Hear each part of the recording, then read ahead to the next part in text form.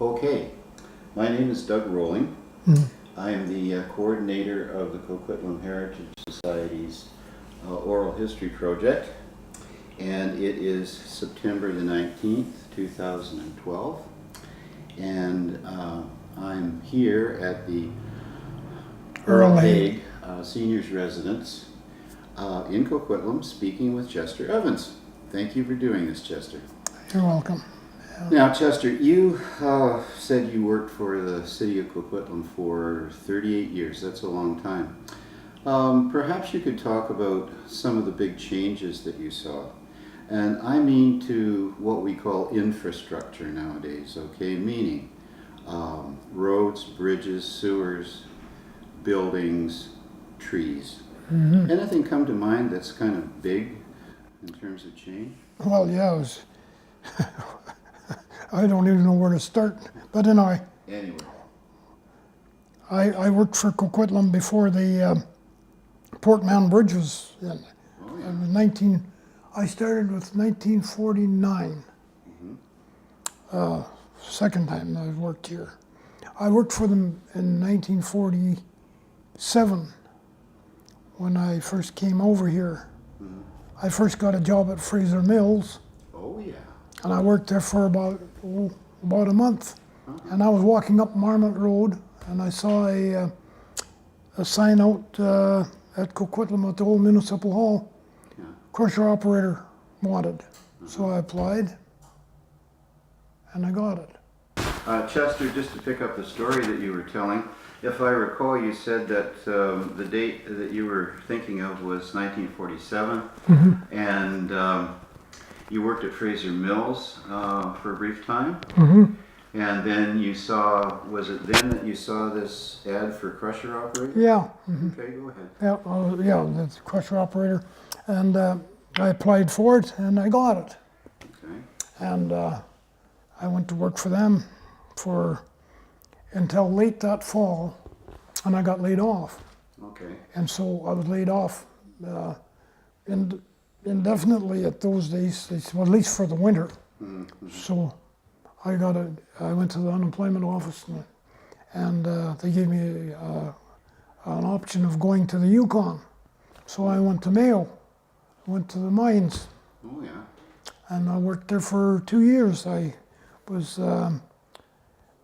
mined, and then I went on a prospecting trip, and then I came back. I was a guide for a mining engineer and a geologist for one summer.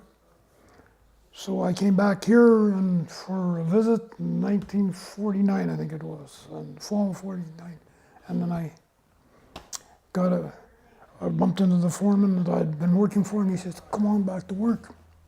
And so I said, "Yeah, and get laid off, in a month or two."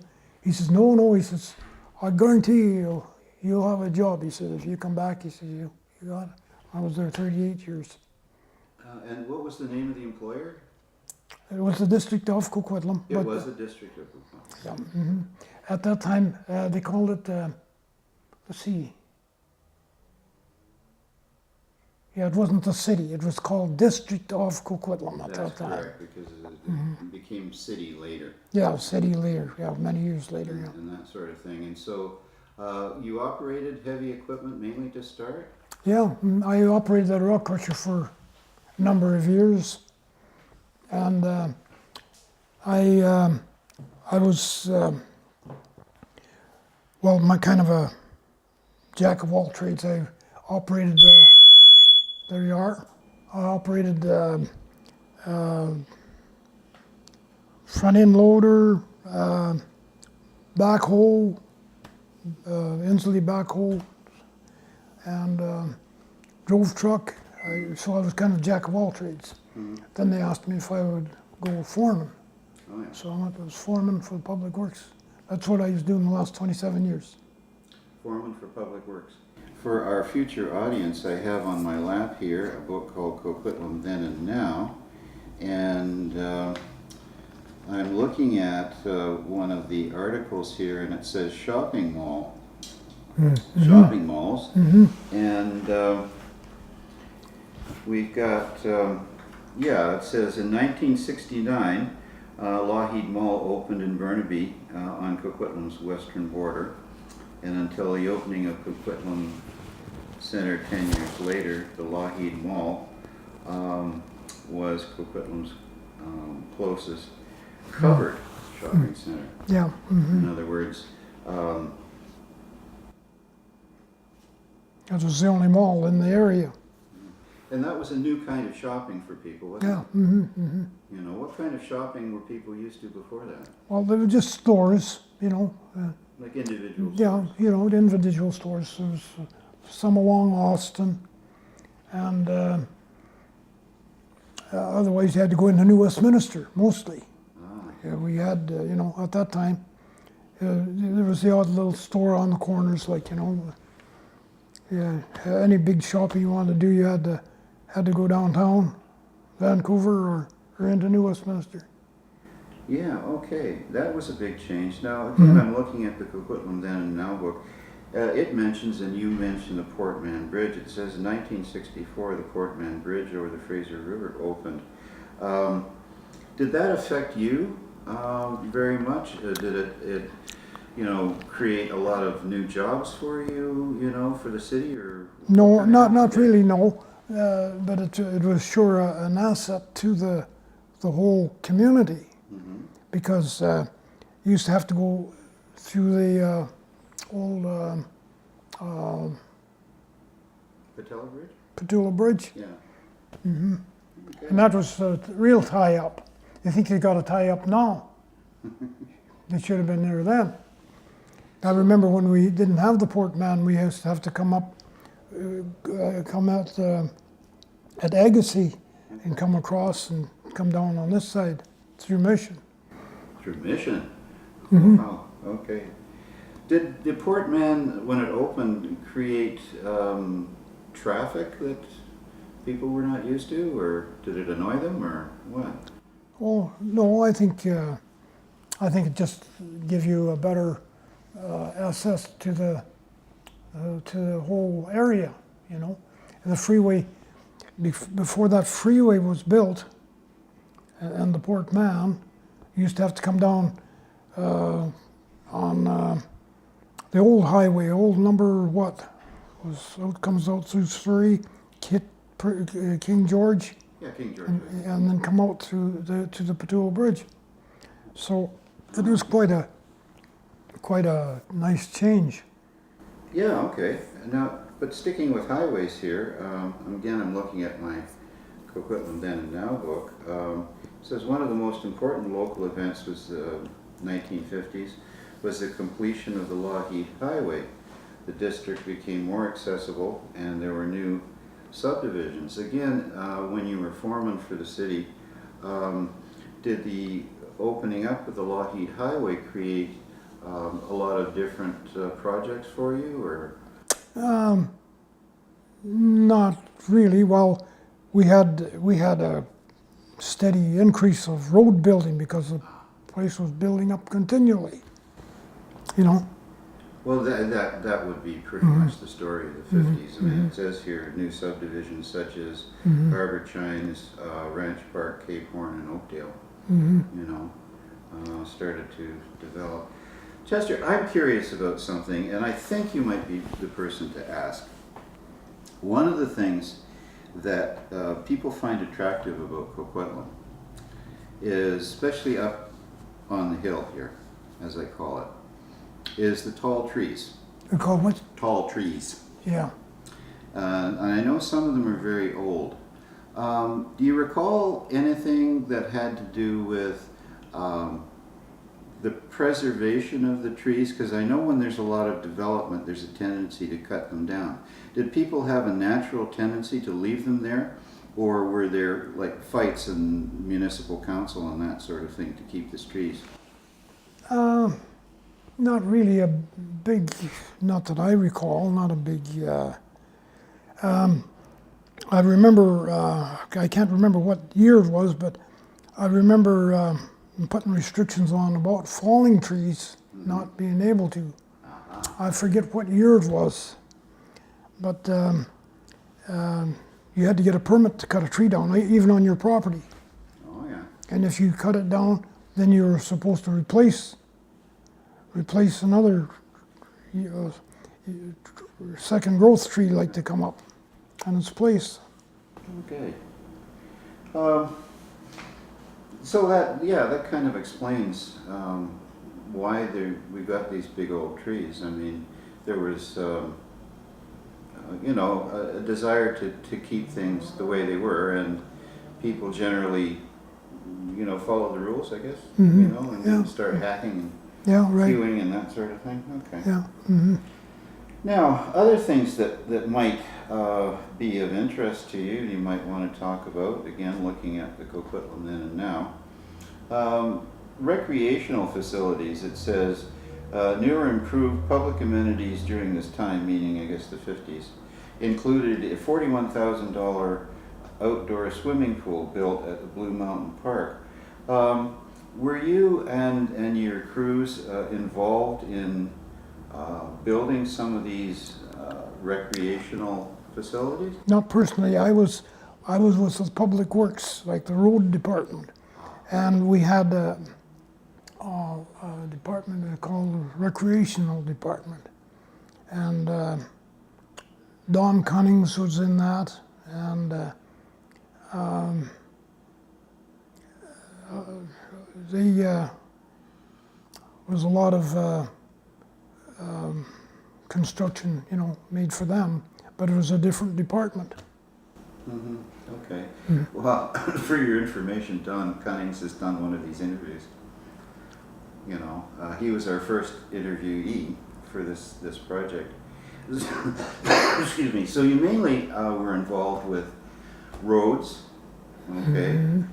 And one of the things the book's mentioned is sidewalks. The book certainly gives the impression that sidewalks were new. I'm sure you had to balance maintenance of roads with building of roads. And were you involved in putting sidewalks into places that... In some spots, in some places, Okay. in a lot of places, we contracted a lot. Okay. Yeah, there was a lot of put out the contract. Okay. Mm-hmm. And your job would be to supervise the contractor? Not really. No, we had a department to that were looking after that sort of thing. So that was me, Yeah. office. Yeah, type right. thing. The office. Yeah. So you were kind of and correct me if I'm wrong,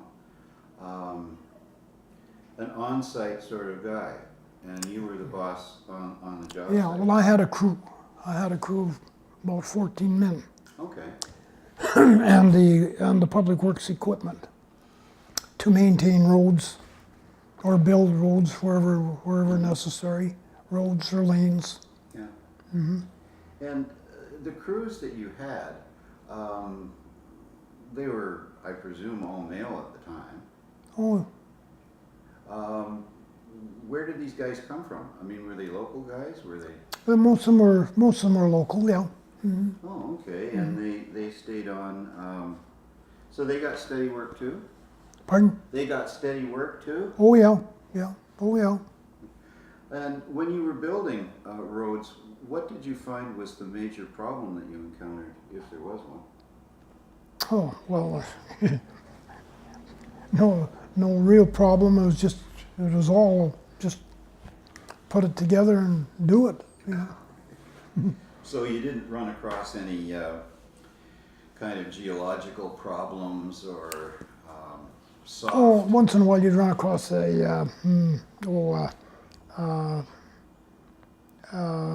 somebody that protested a road or a lane or something, but that was normal. Oh, protests. Can you remember any lively ones? Not really, no, not particularly, no. What exactly were they protesting about? Well, if somebody didn't want a lane, they don't want a lane going by their property, Okay. or somebody wanted one, it was different people want different things, right? Oh, I see. Okay. So maybe they were thinking of property values? Well, no, I don't know whether they're thinking of that or thinking of taxes. I don't know what they were thinking about. But I always thought that there's an advantage to have a lane and an advantage, but you know, what you gotta have now, you couldn't be without it. You know, garbage pickup and everything, you know. Yeah, okay, so, yeah, I get the picture now, you know, what the kinds of things that you did. And I hope our audience will. Now, something you may or may not recall, but this for young people listening, I think would be very surprising, very important. It says here, in 1955, residents in the area of Como Lake pleaded with the city council for help in obtaining telephone service. Do you have any recollection of how the use of the telephone kind of spread around the neighborhoods, or? I really can't answer that. I don't. Yeah. I wasn't involved in it. It wouldn't be. It would be with the BC Electric at that time, I think, or Yeah. whatever it was. Yeah. But you were saying that where you're living now at Earl Hague is more or less in the area where you spent a lot of time living. In this 1955, did you have a telephone? Oh yeah. Yeah. Okay. So people, in your experience, generally did have telephone hookup service. Oh sure. Yeah, around that time. Okay. And so we talked about sidewalks and construction here. This and other books mentioned the Westwood Racetrack. It said noteworthy event occurred Sunday, July 26, 1959. On that date, the Westwood Racing Circuit had its first races with as many as 20,000 spectators in attendance. Do you have any recollections of that? I mean, did any of that affect your work? Was it the talk of the town, or? Oh, it sure was. Oh, really? Yeah. Tell me more. Well, I'll start this way. My doctor was a race car driver. Old Okay. Dr. Wilson. Okay. And he was the instigator of that. Okay. Yeah, he was one of the reasons that he talked people into, you know, getting it to going. And what was his name? Wilson. Doctor. What was this? Marianne? Oh, she's sleeping. Oh, that's okay. It's probably mentioned in here, actually.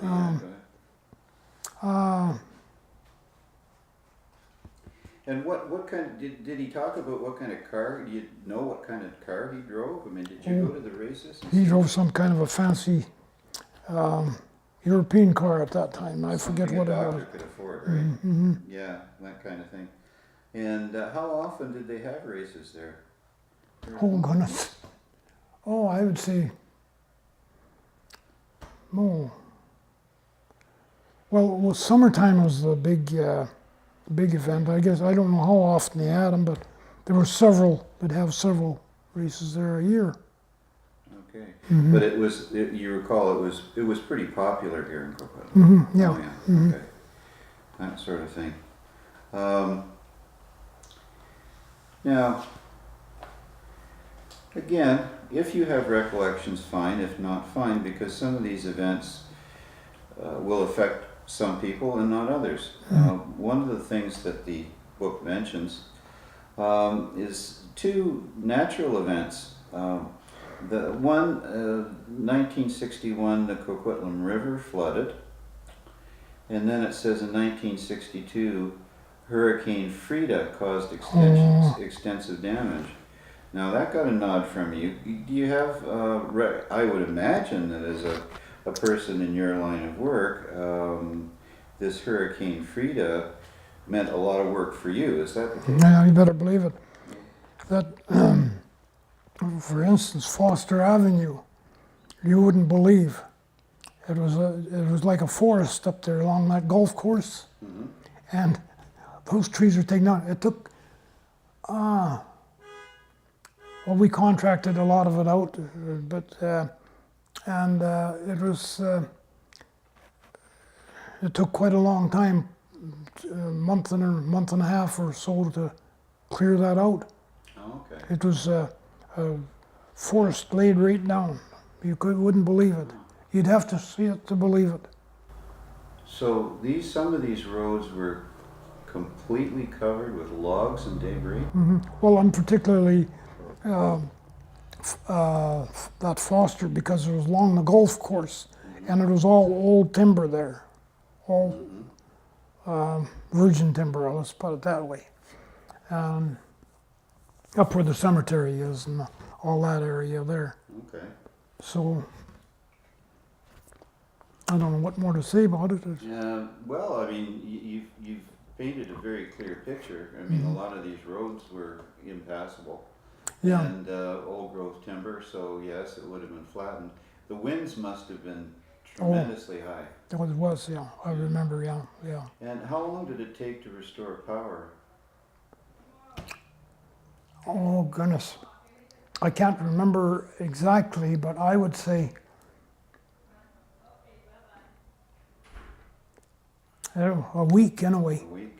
Oh, yeah, it was, at least that. Yeah. Hydro crews were working all over. Well, you can imagine with all that timber down on those lines. But there was some places it wasn't too bad because the area had been cleared. Like most of the roads where you had a residential area, most of that timber would have been taken down for building Okay. and for road access. Okay, and the other reference here was to the Coquitlam River, and just for the sake of our audience in the future, it says the Coquitlam River flooded its banks, damaging the old red bridge linking Coquitlam and Port Coquitlam near the corner of the Lougheed Highway and Pitt River Road. Mm-hmm. Now, did that affect you in any way? Well, yes, it did. We had floods all over, Okay. local, like that's when the Pitt River flooded, and it flooded some of the area down by Johnson Road there now, where the Coquitlam Center is now. Oh, yeah. All that area was all flooded. Okay. So there was a lot of damage done. And not only that, but wasn't that Fraser Mills was all flooded out too, remember? Well, you wouldn't remember, but it would be that whole area down by that lower part of Schoolhouse and down in that area, that was all flooded. Yeah, and this would have been in '61. Mm-hmm. Because Coquitlam and Port Coquitlam have endured many floods. Actually, I think the big one, mainly on Colony Farm, was what, 1947? Would it be? Yeah, 40, was it 47 Yeah, I think so. or 48? Well, 47, somewhere in there, Right, somewhere in there. I'm yeah. not 'Cause sure. I remember people telling me stories about, kids being pulled out of school to have to put sandbags up and that sort of thing. Oh, And, yeah.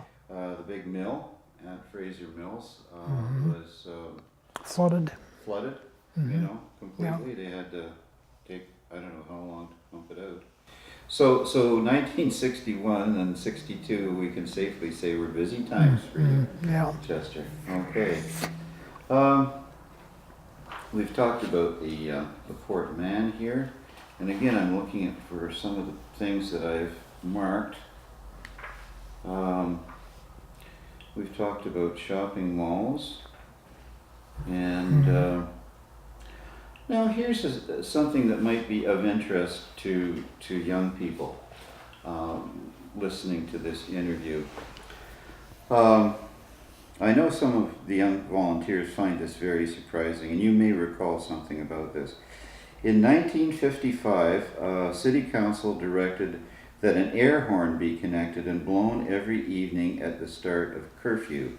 In other words, it says the City of Coquitlam had a curfew for young people. Do you recall that there was any controversy about that? I mean, did the young people kind of accept it, or?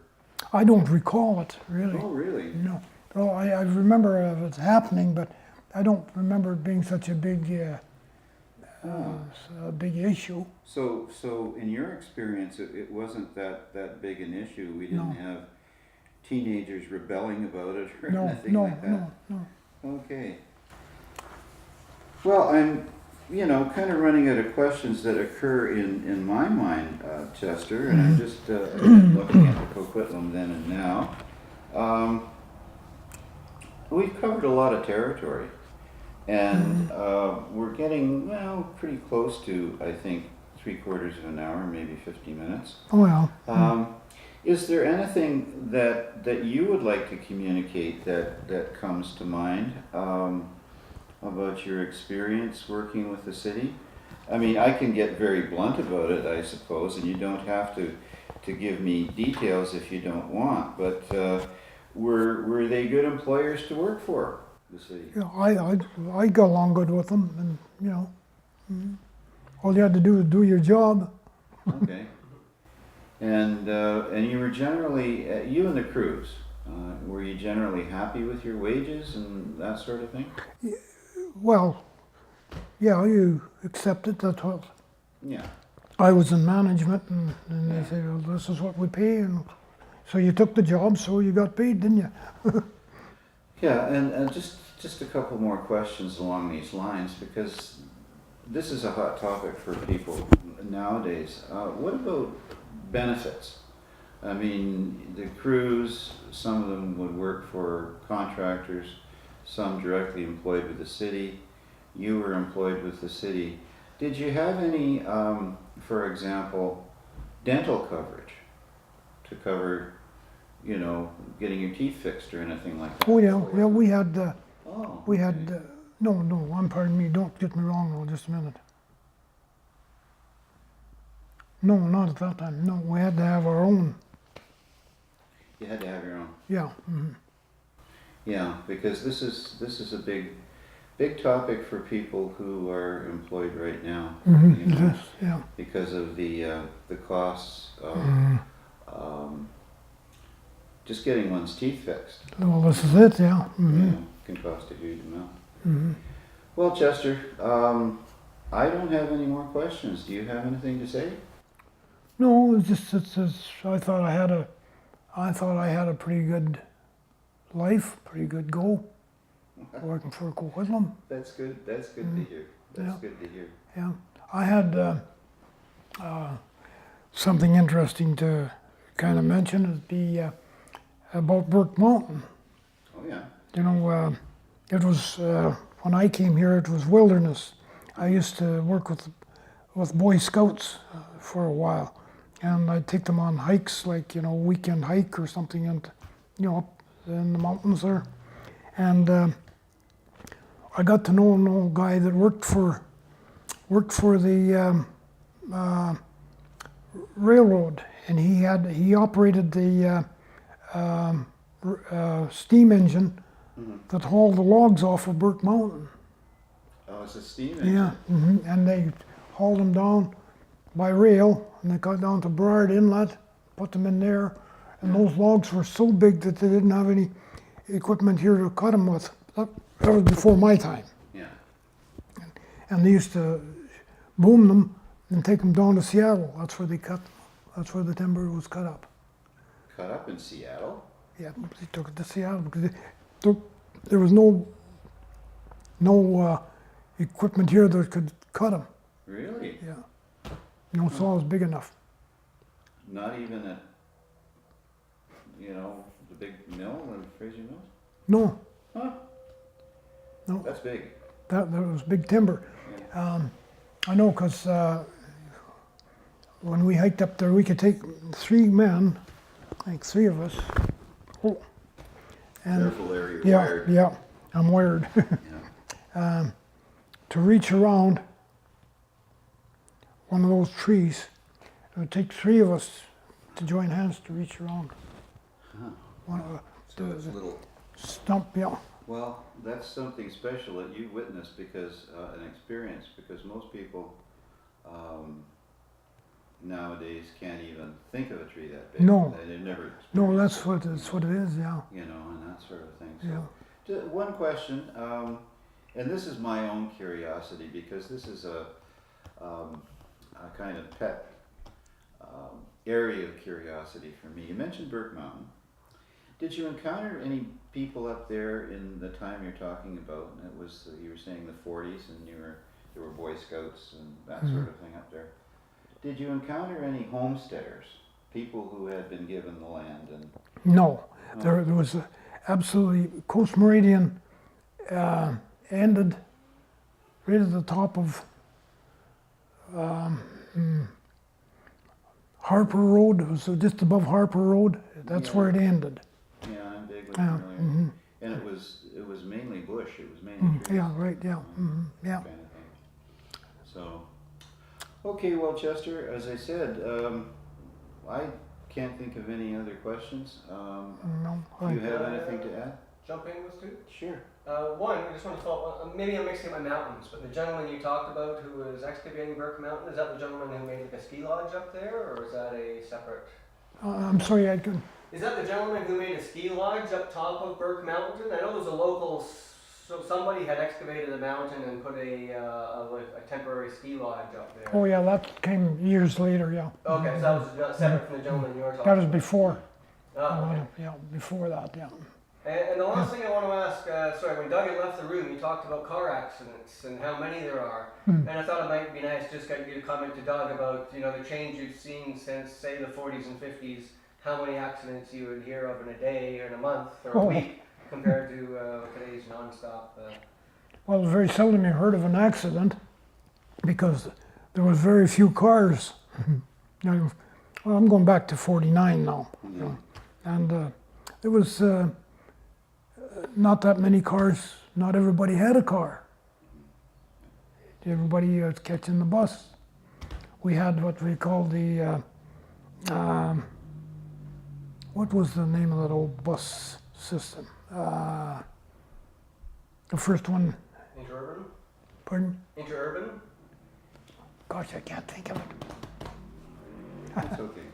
But anyway, there wasn't, accidents were very, very few, far apart, let's put it that way. Yeah. Yeah. Great. Well, if I could- don't know anything else I can Okay, say. if I can say something in closing, I really want to thank you for this, Chester. And I just want to end by saying that I'm looking at your kitchen counter behind you, and I'm looking at your plaques for your 38 years, was it, service with the district and the city of Coquitlam. Yeah. Again, many thanks. Well, thank you for coming.